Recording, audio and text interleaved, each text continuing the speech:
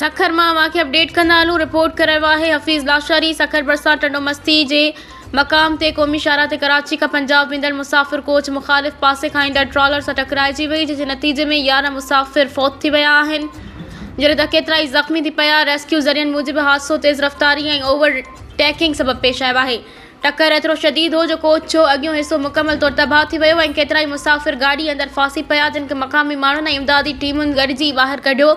फोत थियल मुसाफ़िरनि में शाकिर हुसैन वलद फिज़ा, फराह हुसैन, अकबर ज़ाल, मिसर हुसैन, वर्दा, जमील हाशिम वलद, अदीम बख्श उमर 56 साल, अकबर सियाल, काशिफ वलद ग़ुलाम हुसैन उमर 50 साल, मोहम्मद ज़ैन वलद मोहम्मद अख्तर, अकबर हुसैन, रमज़ान वलद महूर शेर, गुलशाद ऐं सईद शामिल आहिनि। फोतियुनि जा लाश ईदी फाउंडेशन जे रज़ाकारनि हवाले करे खैरपुर सिविल अस्पताल मुंतक़िल कया विया, जॾहिं त ज़ख़्मियुनि खे गंबेट, खैरपुर ऐं सखर जे मुख़्तलिफ़ इस्पतालुनि ॾांहुं तिबी इमदाद लाइ मुंतक़िल कयो वियो।